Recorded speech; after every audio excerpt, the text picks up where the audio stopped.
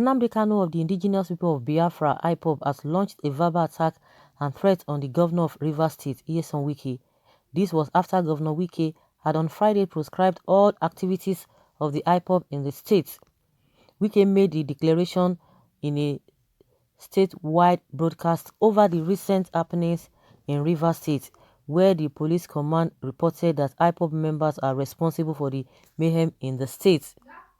He stated that his administration had severally pleaded, warned and even advised IPOB and its members to discontinue its insurrectional actions in Rivers State to no avail. Kanu said if he and his group could face the government of Nigeria, Wike cannot stop their operations.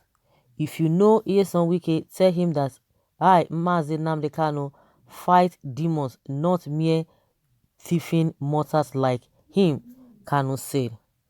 If the satanic British created enclave called Nigeria is crying to the UK government to save them, who the hell is Wike to challenge God's project, which IPOB is? Wike should have regard for the following points as contained in the plea letter Nigeria sent to Britain, begging them to help stop IPOB. Wike, you are finished, he declared. A lot of things are going wrong. Wow. We don't want any more war. Ikwere and Igbo are one brother. That's what someone is saying. That why are all of these things that they want no more again. Someone say you have said it all, my brothers. Which brother Ikwere hates Igbos with passion? Like seriously? Okay, that is my fearless leader talking. Well, see these people who are talking. Kanu and his family are living a luxury lives abroad. Why you all instigating the poor man's child to go cause problems on the streets? That's another person's opinion. Nnamdi Kanu is right. Another says, okay, why did you run? He will fight and run, lives to fight another day. Is it that you didn't know, or that you don't just want, or you're just trying to pretend? Of course, somebody who has who is in diaspora now is working so strongly, even where he is. And just like I've said, if Nnamdi Kanu Adibini was still in Nigeria, of course the kind of influence he's got, or the IPOB has got again, will not be there. And also, just like what Wike is saying, that they have been causing problem, and you know that any little thing, everybody just have to be careful. Any little thing, oh, IPOB. Now you see what is happening again in Lagos. They want to change the narratives, and that is why this whole thing is really getting messier, and people don't really want to do that. And it's not gonna help us, all of us. It's not gonna help us in the long run when we see real issues and we begin to twist it and we begin to think as if oh, if these people are my problem, and meanwhile we have a larger problems that we are confronted with, a lot of challenges even from the top. And what one thing they really want us to do is just for us to be against each other and so that they will continue to do what they are doing. Now they have suddenly changed the narratives. We've been hearing this issue of oh, IPOB this, IPOB that.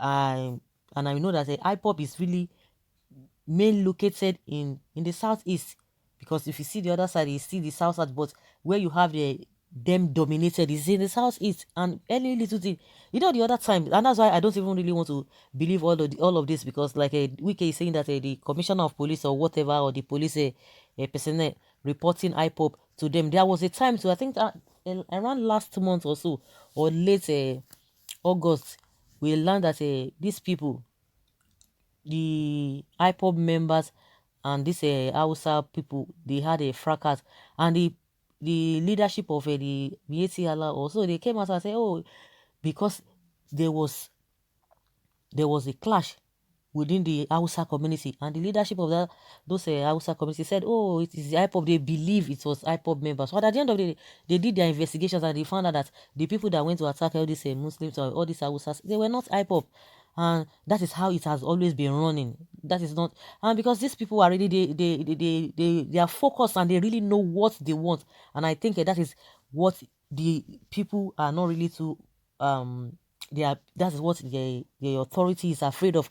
And just exactly, once you are bold and strong, you will be the target. See what happened in Lagos, because the youth came out together and said this is what we want. And at the end of the day, that means if they are telling us that it is the Igbo that caused the problem in Lagos, that means the Igbos are powerful, because as soon as the issue of answers picked up, it just went simultaneously, and there was no leader. Everybody felt what they were talking about, because everybody, at one point in time, they had that experience, and they could really relate. See what happened in Ogbomosho. So it is the Igbo people that went there, because if they want to change the narrative, it is the Igbo people that went to what is it called, Kwara or whatever, or all these other places that they were they were standing their ground, even Ekiti too. So it is the Igbo people. So you just have to be careful. Once they see, the government sees that you are very, very bold, they don't want it. Anybody that will challenge them, and just see what they have caused. To them, they feel that they've overcome, they've won. But that's not the issue. So when that issue happened last time, when the leadership of Emiye Sewala came out and said, oh yes, we suspected that it is the Igbo people that went to fight with their people, but they did investigation and found out that they were not the one. They were not the one. So they just have to be careful. Like I've always believed, if you don't believe in people, if you don't believe in somebody, there's no need for you to have to continue with that friendship or to continue with that relationship. It is not by force. But a situation whereby we think that we can be forcing things, and yet we are not even on the same page. It's not Friendship is not by force. Friendship to me at all is not by force. Until we get that is where we are going to move forward, and we should stop allowing all these people who call themselves leaders to start instigating us. And I think a lot of people are getting that narratives now. Okay, well, I am in my country, I can't run for anyone. He can be deceived. Okay, people like you can deceive people like you. Small time you will see him, not when you cut tree it will dry. So my brother, you have to cool down. You should have asked Sinumbu and drying to come home and face through Nigerians. They have slaughtered their loved ones. But you are talking to world acclaimed hero and freedom fighter like a Nnamdi Kanu. Shame on Fulani slave. Of course, the same thing. People say, oh, why you are asking, or you are accusing of Nnamdi Kanu? What about Tinubu? But that is just, by the way, that is just a tactic just to distract people. But we just have to be careful. We just have to be careful. Even the Wike himself, you have to be careful, because these are the things being sown, a seed of discord being sown among people. So guys, leave your comment below and let's have your take on this.